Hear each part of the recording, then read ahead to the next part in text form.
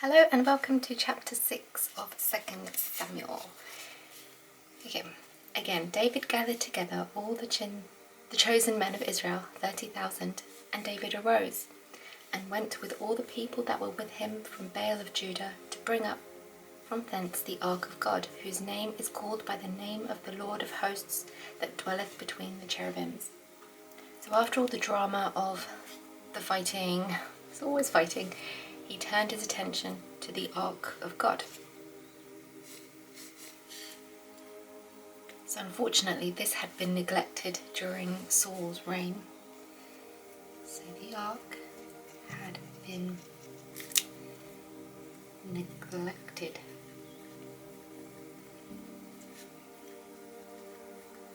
During Saul's reign.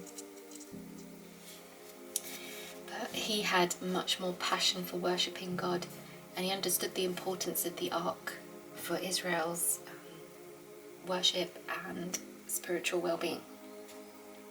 He also knew that God was side by side with him through his kingship, and so he knew that God's throne needed to be brought into Israel's capital. And it's obviously a one-off event, so it's going to be a huge celebration. And they set out the ark of God upon a new cart, and brought it out of the house of Abinadab that was in Gibeah, and Uzzah and Ahio, the sons of Abinadab, drave the new cart. And they brought it out of the house of Abinadab, which was at Gibeah, accompanying the ark of God, and Ahio went before the ark. Sorry, I struggle with some of the names. Ahio. And David and all the house of Israel played before the Lord on all manner of instruments made of fir wood, even on harps and on psalteries and on timbrels and on cornets and on cymbals. So they went to move the ark to take it to Jerusalem. However, they did something weird. They put it on a new cart, and this was not what God had instructed. David had disobeyed God's instructions. It was very clear on how God wanted the ark transported. And it should have been the Levites, the priest, the tribe of the priests. They were the only ones to carry the ark. But for some reason, David and his men set the ark on a new cart. And what's weird is the only other time that the ark was transported this way was when the Philistines took it. What? What are you doing? So David and his men carried the ark the same way the Philistines did,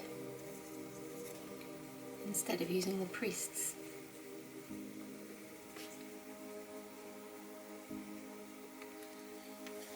They should have known better. That was very peculiar. I wonder why he did that. Okay, and when they came to Nachon's threshing floor, Uzzah put forth his hand to the ark of God and took hold of it, for the oxen shook it. And the anger of the Lord was kindled against Uzzah, and smote him there, and God smote him there for his error. And there he died by the ark of God. I mean, that was also clear that they weren't to touch the ark. I mean, I know what he did. He was trying to steady it because it was rocking, but they were failing to treat this ark as holy, or treat God as holy. I don't know what they were up to. Like, what's going on? So they failed to treat God and his ark as holy. You just go around touching it and putting it in ways on carts that you want. God was clear about how he wanted his ark to be respected. I mean, that is where he was being housed. Don't forget, this is before we have churches and everything. God was literally down here living through this ark as a way to connect with his people before Jesus had come. So this was a really big deal. And obviously Uzzah got killed for it. God was angry because he is just. He's not angry because he's, he's angry in the sense that he was disrespected, and he's a just God, and that's why if you don't respect him and you don't have reverential fear of the Lord, bad things happen. And David was displeased because the Lord had made a breach upon Uzzah and called the name of the place Perez Uzzah to this day. You were displeased, David. You were displeased. And David was afraid of the Lord that day and said, how shall the ark of the Lord come to me? Indeed. So David would not remove the ark of the Lord unto him into the city of David, but David carried it aside in the house of Obed-Edom the Gittite. And the ark of the Lord continued in the house of Obed-Edom the Gittite 3 months. And the Lord blessed Obed-Edom and all his household. So we weren't clear of why David was displeased. It could be a number of reasons. It could be because he was upset that God killed Uzzah, or he could have been angry at Uzzah, or angry with himself. I mean, there's a whole load of things. We're not entirely sure of the reason. However, he reacted in the right way, and was afraid of the Lord. Now, although he loved him, although he loved God, he was not taking him seriously. And I think many of us can be guilty of that at times. Although David, especially early on in our walks, loved God, he didn't take him seriously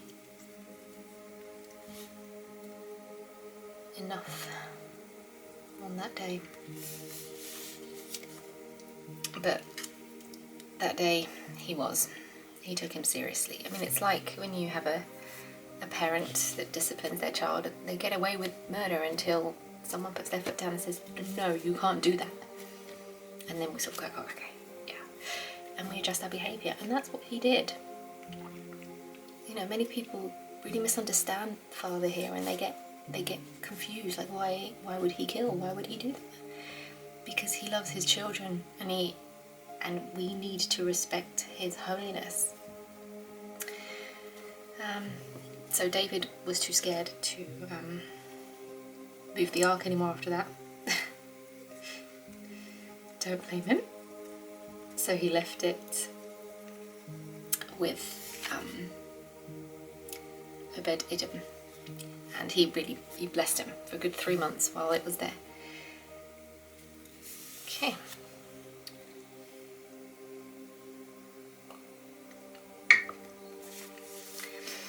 And it was told King David, saying, the Lord has blessed the house of Obed-Edom and all that pertaineth unto him, because of the ark of God. So David went and brought up the ark of God from the house of Obed-Edom into the city of David with gladness. Relief. And it was so that when they that bear the ark of the Lord had gone 6 paces, he sacrificed oxen and fatlings. And David danced before the Lord with all his might, and David was girded with a linen ephod.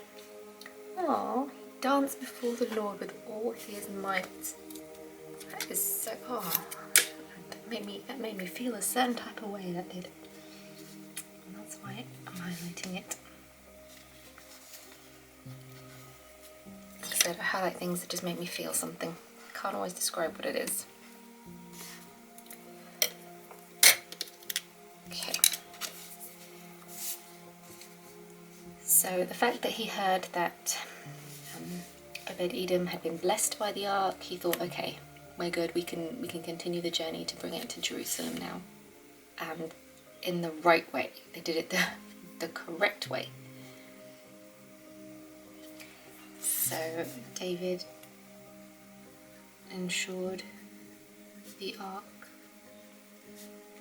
was transported correctly with sacrifice, and then he danced with all his might and praised the Lord. So he did it properly, he adjusted his behaviour. And David and all the house of Israel brought up the ark of the Lord with shouting and with the sound of the trumpet. And as the ark of the Lord came into the city of David, Michal, Saul's daughter, looked through a window and saw King David leaping and dancing before the Lord, and she despised him in her heart. And they brought in the ark of the Lord and set it in its place, in the midst of the tabernacle that David had pitched for it. And David offered burnt offerings and peace offerings before the Lord. And as soon as David had made an end of offering burnt offerings and peace offerings, he blessed the people in the name of the Lord of hosts.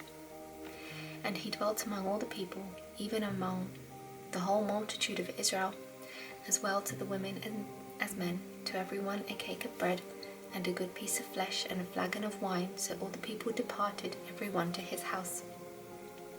Then David returned to bless his household, and Michal, the daughter of Saul, came out to meet David, and said, How glorious was the king of Israel today, who uncovered himself today in the eyes of the handmaids of his servants, as one of the vain fellows shamelessly uncovered himself. Oh dear, that sounds like a sassy conversation. Goodness, okay. Never a dull day in the life of David. Okay, so he was dancing and having a good time, and his wife saw him, and she thought, that is gross. I guess maybe she thought it wasn't the kind of action of a king, maybe. Anyway.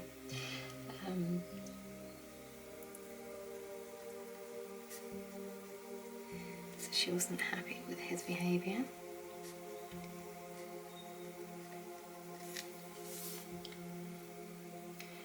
But, maybe she doesn't understand the love of God. One thing to note is she was referred to as Saul's daughter. They didn't just say her name. Usually they just say someone's name, but here we were reminded that she was Saul's daughter numerous times. Is there another one? Let me just have a quick scan.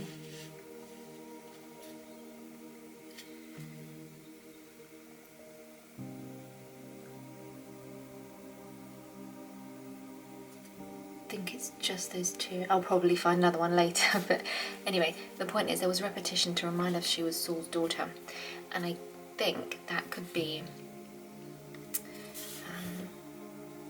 to remind us that, well, she came from Saul, who we all know was spiritually weak and didn't understand the love and fear of God. The repetition of Saul's daughter to remind us of the uncaring attitude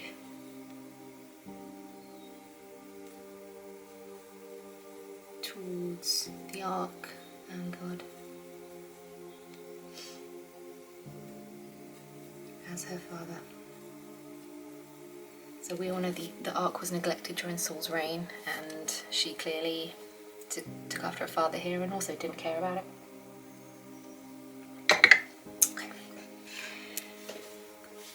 And David said unto Michal, It was before the Lord, which chose me before thy father, and before all his house, to appoint me ruler over the people of the Lord, over Israel. Therefore will I play before the Lord. I was doing it for God. That's what he was saying. And I will yet be more vile than thus. And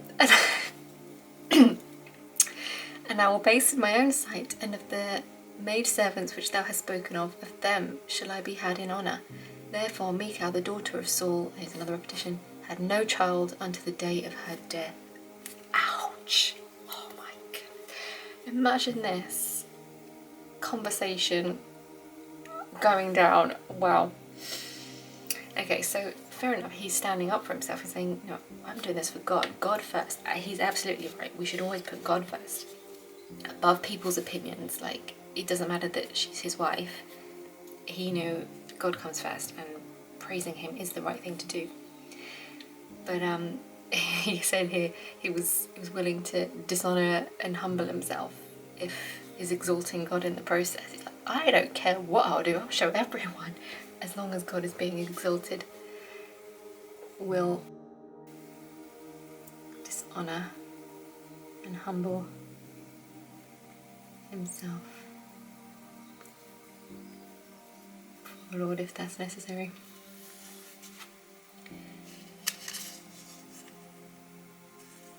And so her view of worshipping God was very worldly. She thought it was embarrassing. She was embarrassed to see him dancing around like that. And look what happened. No child. God closed her womb.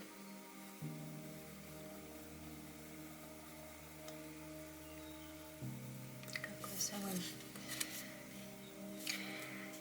And in comparison, David was honoured. So David was honoured. However, Michal was not. She had her womb closed as a consequence to that. So I'm sure there'll be times that we can think of where we've been praising God and we're looked at like we are mad from the world.